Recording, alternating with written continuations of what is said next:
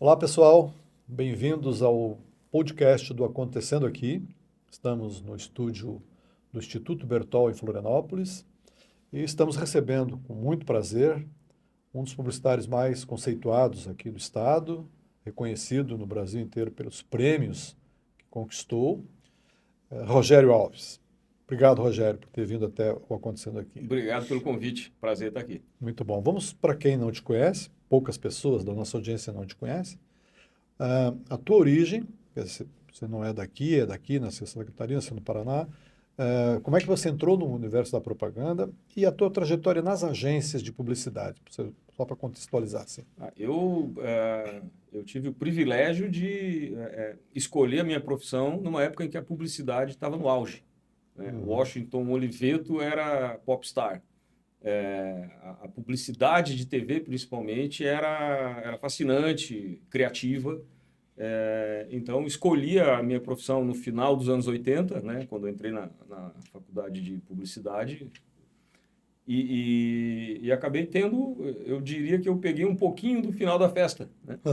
Mas eu entrei na publicidade ainda numa época em que a criatividade era muito valorizada, e as agências tinham muita exigência em relação a isso. Então, entrei em publicidade, fiz alguns estágios em Curitiba, que é onde eu me formei, onde minha família vive até hoje, e logo em seguida acabei vindo para Santa Catarina. Então, eu comecei aqui em Santa Catarina numa agência que eu acredito que não exista mais, que é a Oficina de Brusque, né? Oficina de criação, foi a minha entrada em Santa Catarina, foi Brusque. Sim. Depois eu fui chamado pela De Araújo, né? E aí, chegando na De Araújo, eu coloquei o pé no grande mercado de publicidade de Santa Catarina. Naquela época era a agência, né? A De Araújo... Ela e mais umas duas eram Ela mais destaques, umas né? duas, tinha ali... Propag já? A Propag, claro, a Propag já existia, embora a Propag na época eu acredito que estava num momento mais de contas públicas, não tanto ativa como depois voltou a se tornar, né? Acho que a Propag é um marco na publicidade de Santa Catarina, e teve, como toda empresa que tem altos e baixos. Mas na época era 94 para 95, tinha De Araújo, Artplan, Prime na época, Porta-Voz, que depois se tornou OneWG. OneWG. E a Neovox já existia, 94? A Neovox, não, ainda não. Ainda não. Foi um pouco depois. Sim. Então, dali para frente que as agências surgiram várias. Dali foram, né? Pessoas que uma agência que se tornou duas e daí por aí foi. Então eu fiquei um tempo na De Araújo como redator e tive a chance de ser chamado para ser diretor de criação na Propag. Eu lembro. Em 99. Acho que foi quando eu te conheci. Foi por volta disso, né? Antes eu tinha tido uma passagem como redator na Prime, daí tinha voltado para De Araújo e então fui para Propag. Então eu comecei como diretor de criação na Propag. E da Propag fui para OneWG, depois eu voltei para Propag, depois fui de novo para OneWG, aí voltei para Propag. Aí eu fui sócio da Propag em duas oportunidades. Eu lembro. E depois fui para 9mm. Sim, e na 9mm você saiu da propaganda e foi encarar uma empresa grande aqui na área de shopping, que foi a Almeida Júnior. Sim. E como é que foi essa experiência de ir para o lado de lá? Você foi montar uma house, ok? Isso. Mas você tinha toda a embocadura do anunciante, né? Na verdade, eu nunca enxerguei como se fosse do outro lado do balcão. Eu sempre enxerguei que fosse uma outra posição do mesmo lado, considerando que o P da propaganda era um dos quatro, né? Antes dos 4 P se aposentarem, né? A publicidade ou a promoção... Fazia parte. Então, assim, a House foi estruturada dentro do departamento de marketing e foi uma experiência... Assim, eu queria ver como era, né? Um ambiente de criação dentro de um universo de marketing corporativo. Para uma empresa só. Mas foi uma experiência muito interessante porque eu percebi por que alguns anunciantes estavam migrando para o universo das house agencies, né, para in-house agencies, ou agência dentro de casa, porque a agilidade que a gente conseguia oferecer para todas as demandas é ingrato comparar com uma agência. Não tem Acho que anunciantes que têm essa necessidade de agilidade, de rapidez, de versatilidade. Uma campanha por dia. O cara tem que ter uma dia. equipe dormindo lá dentro. Na verdade, a equipe vai para casa mais cedo do que as agências. Porque... trabalha só para um. Você só trabalha para o mesmo cliente. Se você tiver que atrasar algum job, você vai negociar consigo mesmo. Então, você consegue fazer uma gestão melhor de todo o processo e você consegue entregar de uma maneira muito mais acertada, porque você elimina pontos de ruído na comunicação entre o marketing, a agência e a volta para o marketing. Mas, é claro, isso é para quem tem essa dinâmica. Sim. Né? Você vai pegar uma indústria, por exemplo, que tem outro ritmo, aí não há porquê. Né? Tem um plano mais estruturado e contínuo, pode se dar... Ok, sim, não precisa ter. Sim. Porque o negócio não é pela economia, né? Não. Porque a economia não existe, ao contrário. Eu acho que o custo de uma empresa só para si é alto. Então, não é um custo assim, vamos economizar. Eu acho que o benefício maior é na agilidade, na confiança, na segurança. Olha, eu acho que, pelo menos no nosso caso, eu posso dizer que o custo por trabalho realizado é muito mais baixo. Porque nenhuma agência vai conseguir desenvolver 110 peças por quinzena a um valor que seja interessante tanto para o anunciante quanto para a agência. Então, quando se trata de volume, quando se trata de conhecer detalhes que se você não conhecer, aí o processo vai ser mais lento, porque o cara lá na criação da outra ponta vai ter dúvidas, não vai entender direito como é que funciona isso, porque ele tem outros clientes também para assimilar. Às vezes até mais importante do que a fatia que você dá para ele. E eventualmente sim, como é que ele vai se aprofundar em todos os detalhes, em cada viés daquele anunciante que ele precisa saber para que ele consiga entregar com a agilidade necessária. Então, é aí que tem uma vantagem. Eu acho que pensar nisso. Uma empresa que tem uma dinâmica de varejo, eu acho que várias já têm, várias já foram para o lado da house, algumas até fazem uma coisa meio mista, de contratar agências quando precisam de algo mais conceitual. Agora, se uma empresa contrata uma equipe de criação qualificada para dentro de casa, aí ela está bem servida. Ela não tem mais aquela necessidade que, eventualmente, mesmo quem tem house precisa buscar. Mas você estava num momento crescente da house, com trabalhos bons, mostrando o teu talento, a equipe que você estava lá já fazendo um trabalho diferente, mas saiu. Eu acredito que você saiu para realizar o teu sonho de ter um hub de criação, de ter uma estrutura tua para oferecer para o mercado. Foi por essa razão ou por outra? Na verdade, teve foram uma oportunidade que me abriu essa perspectiva. Eu fui convidado para fazer uma campanha política para o governo do estado e a partir daí eu percebi que, ok, se eu pego esse trabalho, eu consigo ter tempo depois da eleição para desenvolver esse projeto. Certo. Acabou que o próprio sucesso da eleição fez com que eu eventualmente atendesse uma ou outra agência que tinha contas de governo, que eu acabei sendo demandado em função disso. E aí esse hub de criação foi nascendo muito devagar, porque eu não tinha tanta necessidade, tanta pressa, né? A gente conversou várias vezes sobre isso. Você prometeu alguns cafés e cada café eu estava sempre para vir aqui e falar, não, agora vai. Porque e depois de um tempo, depois de um ano, as demandas que eu tinha já como hub de criação, como birô, já estavam completando os meus dias. Então, eu pensei, se eu lanço uma campanha dizendo agora eu estou com o meu hub de criação, eu talvez não conseguisse atender demandas. Ia virar uma agência. Ia ter que fazer um cara, mais um... Não, então, mas foi uma experiência interessante porque eu consegui, nesse período, administrar um pouco melhor o meu tempo. E por uma questão até de necessidade pessoal da época, isso foi muito positivo para mim.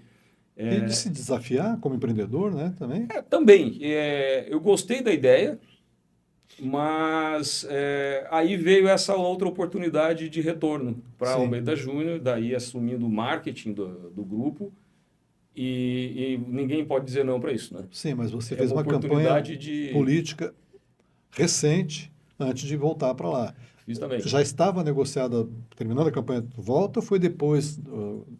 Foi durante, na verdade, foi durante esse período surgiu essa oportunidade e aí, enfim, aí o destino ri quando você faz planos, né? Claro. Mas você voltou para o Almeida Júnior, mas já não voltou para a mesma função. Você voltou para um cargo muito mais desafiador, muito mais complexo, digamos assim, que é cuidar do marketing de um grupo que tem 7 shoppings, seis cidades, né? 6 shoppings e 5 cidades. São 2 em Blumenau? Isso. Ou 2 em Balneário? 2 em Blumenau. 2 em Blumenau. Então, cada shopping é um planeta. É um público, é uma competição, uma concorrência. Como é que você faz para fazer a gestão do marketing desse complexo e a house? Como é que você está na mesma mesa ou você muda de cadeira para lá? Não, eu tenho um head de criação. De criação. Da house, que está no lugar que eu estava quando eu saí. O Cristiano Valente, ele é o nosso head de criação. E desde que eu saí, ele assumiu, ele já era meu braço direito na época. Então, ele está na gerência da house. Eu tenho mais gerentes de marketing, entre eles, cada unidade tem sua estrutura de marketing própria. E eles fazem o quê? O que a tua house faz? O que a Blumenau faz lá no marketing? Faz comunicação também ou não? Não, a comunicação é 100% feita pela house. 100%. Por quê? A gente tem que sempre...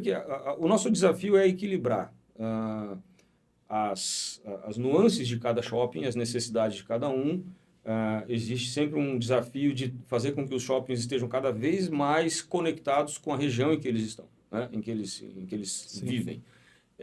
Então, tem aí um viés local, tem uma necessidade de comunicação local. O entorno, você precisa conhecer esse entorno, você precisa saber como funciona aquele público, por onde eles chegam, qual é o acesso, o que atrai cada um. Isso exige o papel do gerente de marketing de cada unidade. Mas eles reportam todos a você. Sim. Você aprova todas as funções dele ou as funções ficam exclusivamente lá e você fica num board? Não, eu tenho a minha, até pelo meu jeito de trabalhar, eu gosto sempre de estar junto, de acompanhar, mas assim, claro que os gerentes de marketing são gerentes, eles têm autonomia de gerenciar a sua equipe, a sua estrutura, mas aí tem o outro lado do desafio que eu falei, do equilíbrio em que a gente precisa, além de ter esse pensar, esse agir local, a gente tem que ter o pensar global. Tem o padrão de qualidade de uma empresa, né, que prima muito por isso e que a gente tem que estar com a mão sempre firme em cima disso, sempre na direção junto, né, para não...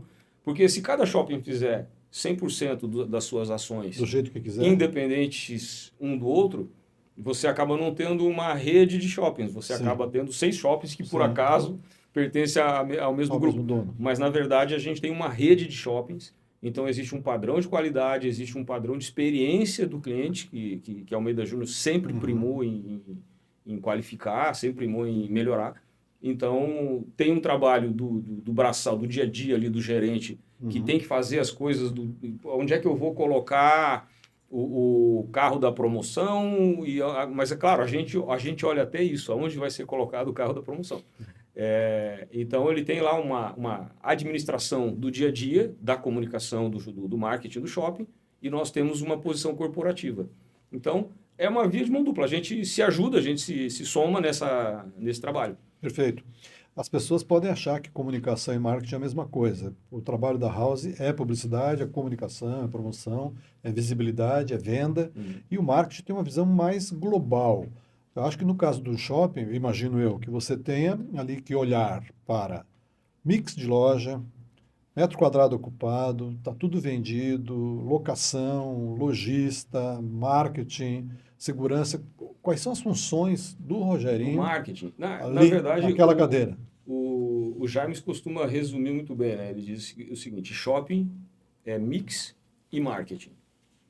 Claro que existe uma série de outras engrenagens extremamente importantes para fazer isso tudo funcionar. Mas a questão do mix existe por parte do próprio CEO um posicionamento estratégico de, eventualmente, essa loja aqui eu vou segurar, essa aqui eu vou alugar, e aí tem toda uma abordagem do comercial da empresa. Né? O marketing... Que reporta você? Não, direto ao CEO. Direto né? lá. O comercial é direto ao CEO. São parceiros da empreitada. Isso, e eu também reporto direto ao CEO. Então, assim, A gente tem funções divididas em relação a isso. A minha parte vai da experiência do cliente, e aí desde a hora que ele decide ir para o shopping até a hora que ele paga o estacionamento e vai para casa. Sim. A experiência do cliente está dentro do escopo do marketing. Claro que, se o cliente vai num shopping e ele não encontra algum tipo de loja que ele gostaria, isso impacta na experiência dele. Mas a atração de lojas, de marcas, a gente participa, a gente colabora, a gente cria todo um trabalho de auxílio à prospecção. E, a partir do momento que a loja entra, nós fazemos todo um trabalho também para que aquela loja possa desempenhar bem. Claro. Né? Seja através de um esforço conjunto com a loja por meio de redes sociais, ou de atração, eventos de segmentos diferentes, que atraem públicos diferentes. E aí tem todo um trabalho, por isso que tem uma equipe robusta de marketing também para desenvolver tudo isso. Dedo no pulso o dia inteiro, é varejo, né? É o dia todo. E à noite, e uma boa parte da noite também. E às vezes até um pouco mais, né? Às vezes vai. E você tem já um direcionamento da direção para o marketing em 2025? Vamos ser mais agressivos, vamos ser mais leves, vamos trazer show, vamos abrir loja gigante, fechar. Tem algum direcionamento que mude algo nos shoppings? Algumas coisas sim, nem todas eu posso ainda trazer a público, tem muita coisa que está sendo desenvolvida ainda a portas fechadas, mas no que se refere aos shoppings, ao marketing dos shoppings, a experiência do cliente, a gente tem todo um direcionamento de... Assim, o direcionamento é sempre, todo ano, isso não muda, aprimorar a experiência do cliente quando ele pensa em vir ao shopping até o momento que ele se despede. Então, em relação a isso, a gente tem os calendários do varejo, que todo shopping segue, todo shopping se pauta por eles. A gente tem eventos próprios, que a gente está ampliando para o ano que vem, então, mais eventos proprietários. Em todas as cidades? Dependendo do perfil do shopping, sim. Mas, por exemplo, você tem... De acordo com o perfil dele? De acordo com o perfil. Mas... Às vezes é um evento de público mais qualificado, porque é um shopping que tem um viés mais de moda, de vanguarda. Sim. E outras vezes é um público mais familiar, que se interessa mais por atrações, por lazer, por diversão.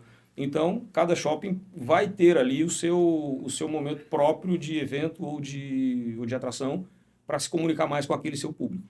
Né? Mas, assim, em relação a ser mais agressivo ou menos ou mais leve, a leveza está no tato, mas a agressividade está na postura. Então, assim, em relação a marketing de shopping, marketing de varejo, não se fala de uma forma tão leve. A gente tem que estar sempre buscando atrair mais público, atrair mais eventos e realizar mais eventos e oferecer um fluxo cada vez melhor e maior e mais qualificado para os lojistas. Né?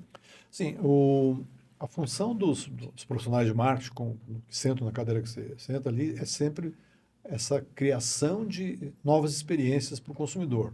Só que esse consumidor está mudando os hábitos de consumo de mídia, dos consumos de comunicação, por várias razões.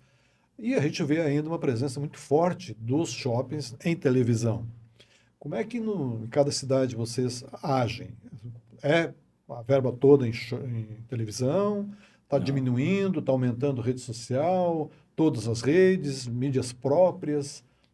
Patrocínio de eventos na cidade para levar o shopping até os bairros? Dá uma ideia como é que é o teu pensamento em comunicação. A gente faz a gente tem que olhar 360 no que se refere a meios de comunicação.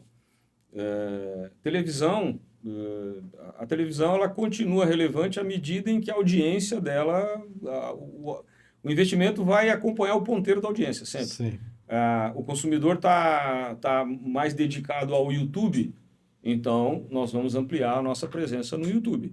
Ele está mais empenhado, ele acompanha mais de perto as novidades a partir do Instagram, ele pesquisa análise de produto no TikTok, então a gente vai ter que estar presente nesses ambientes.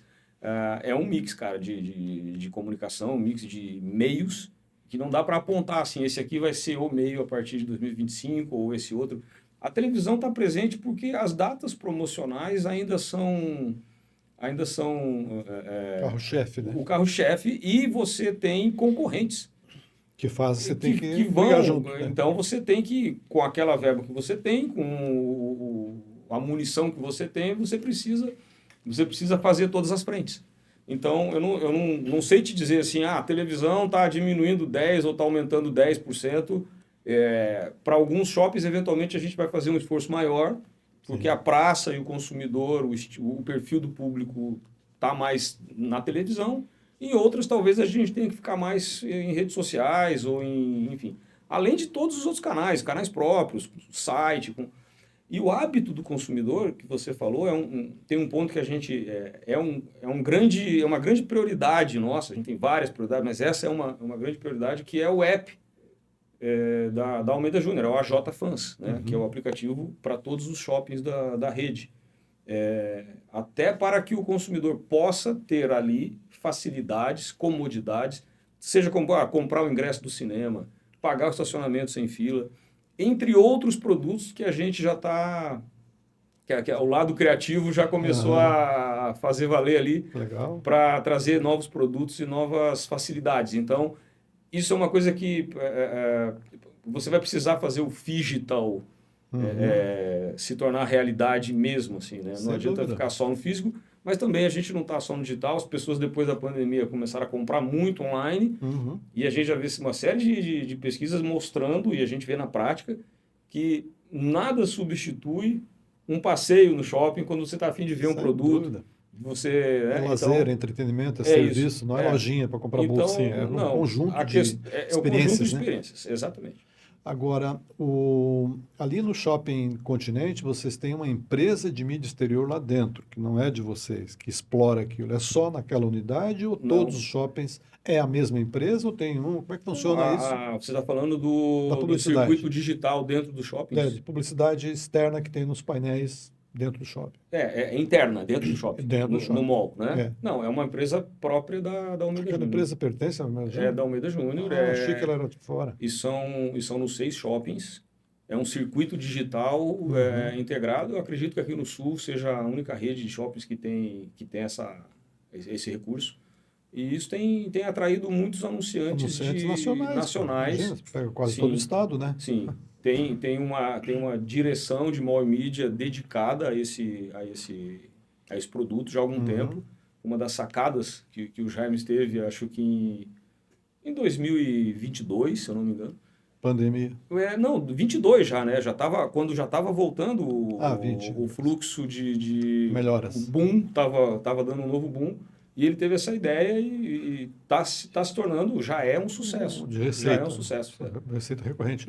E a parte de tecnologia, quer dizer, muito se fala, tem muitas empresas especializadas que vendem o seguinte: eu sei quando o cliente X passa numa loja e eu posso ali jogar uma oferta pelo um push, porque ele passou na frente da Renner, passou na frente do supermercado, passou na frente do cinema. Essas empresas não têm nada a ver com shopping. Ou vocês têm alguma ferramenta de monitoramento e de incentivo ao lojista em mandar esse tipo de coisa? Não...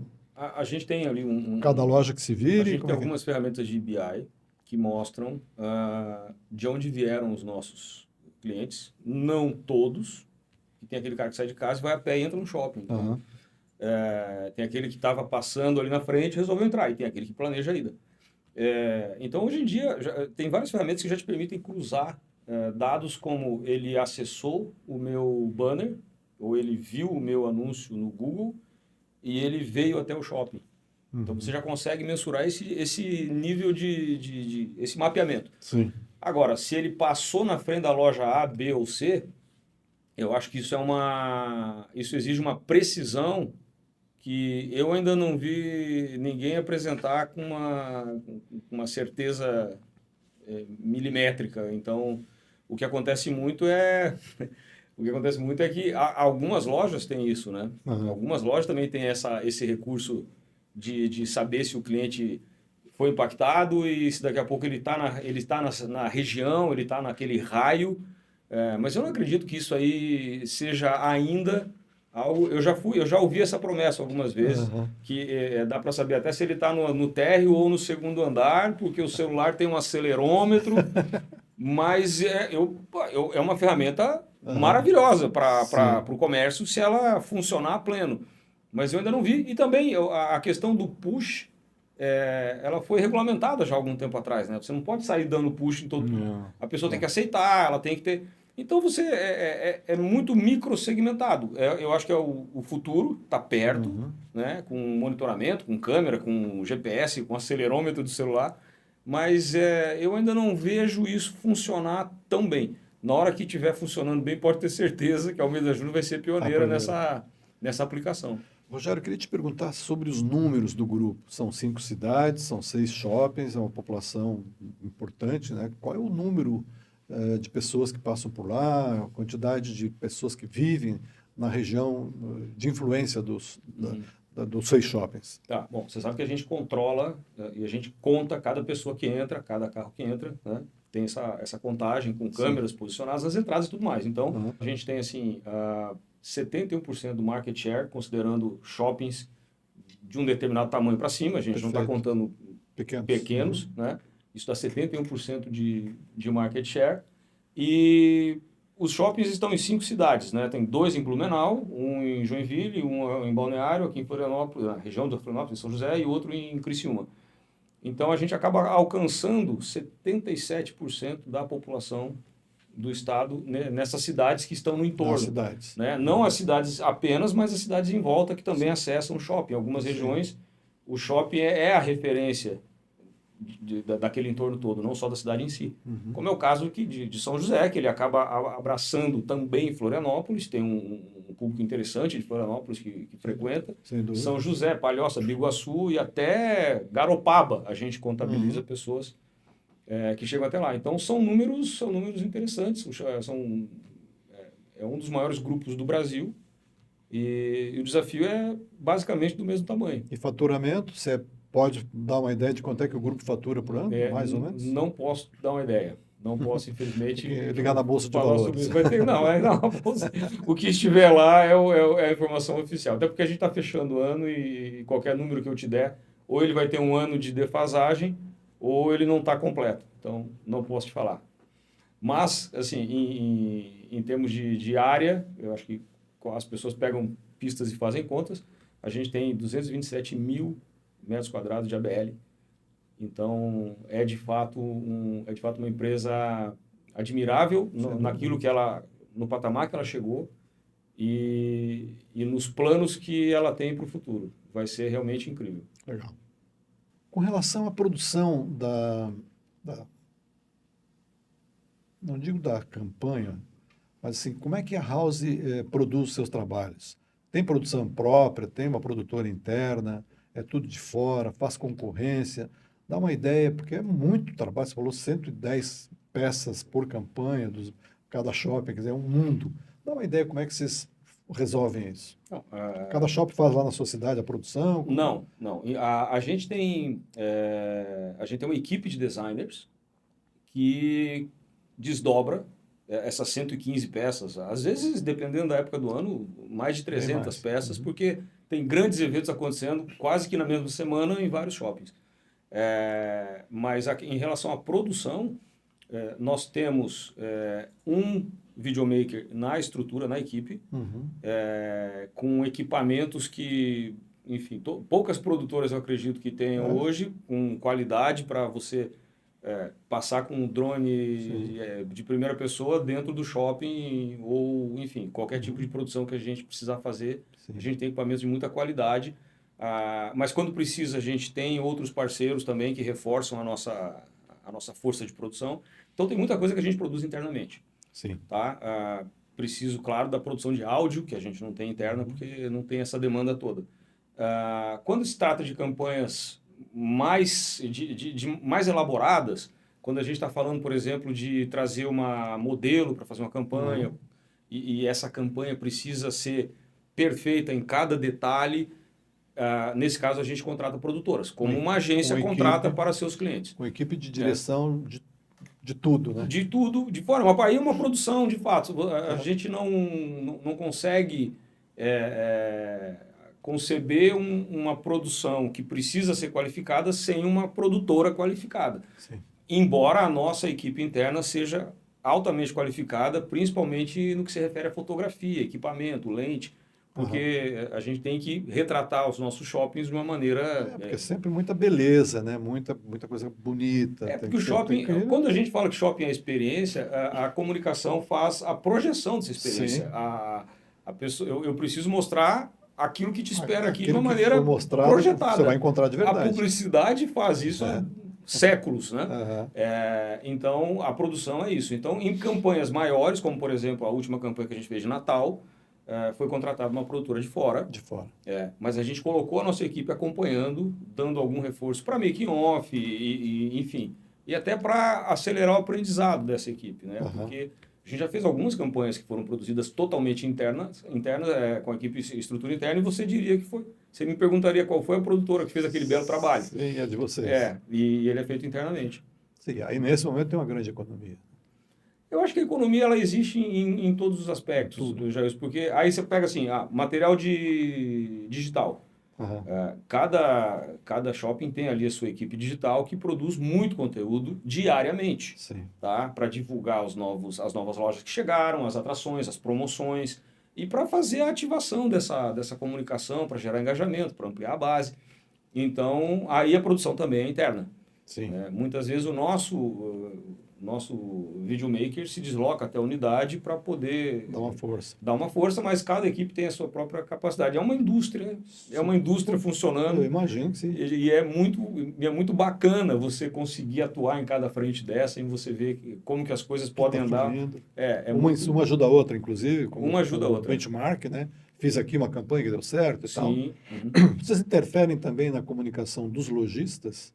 Vocês dão alguma orientação prévia? Olha, não fala mais isso. Obrigatório dizer isso. Os lojistas, eles têm um guide, né, que eles está previsto em contrato, que eles devem seguir aquele guide, para evitar que um lojista faça um fuzuê numa vitrine e vai abafar a loja do lado, vai quebrar a experiência e vai criar vai criar um ruído. Sim. Então, mas a gente não tem problemas nessa natureza, porque todos eu acho que seguem uma outra exceção que a gente precisa acompanhar e orientar, mas a comunicação de redes sociais deles a gente não interfere. A comunicação do ponto de venda, o visual merchandising, sim, a gente precisa eventualmente orientar, mas assim, eu não tenho lembrança desse período que eu estou ali, é um período curto, que tenha tido alguma ocorrência nesse sentido. Muito bom. Jarinho, para a gente encerrar o nosso podcast, vou pedir para você olhar para aquela câmera que é sua, deixar uma mensagem para a comunidade acontecendo aqui. Eu quero agradecer ao Acontecendo Aqui pela oportunidade, pelo convite. Peço desculpa por ter te enrolado por 2 anos para fazer essa entrevista. E se isso for publicado antes do Natal, eu tenho 2 recados. Um é que em qualquer um dos 6 shoppings Almeida Júnior, os seus cupons a cada R$300 dão direito ao número da sorte. Você concorre a um BYD King híbrido, o sedã híbrido mais vendido no Brasil. E para concorrer, você baixa, né, no seu celular o aplicativo AJ Fans, e você, além de concorrer a esse prêmio no Natal, você troca pontos, cada real gasto vira um ponto que você vai trocar por benefícios. Você também pode comprar ingressos para o cinema, você também pode pagar o seu estacionamento, e vai ter muitas outras novidades em breve. Eu agradeço bastante aqueles que nos acompanharam até esse ponto do vídeo, e espero que vocês tenham tirado algumas dúvidas e que tenha sido interessante para todos aqui. Com certeza. Agradeço muito por você ter vindo até aqui conosco, ter falado tudo que você falou. E para a audiência, muito obrigado por estarem conosco até esse momento e até o próximo podcast.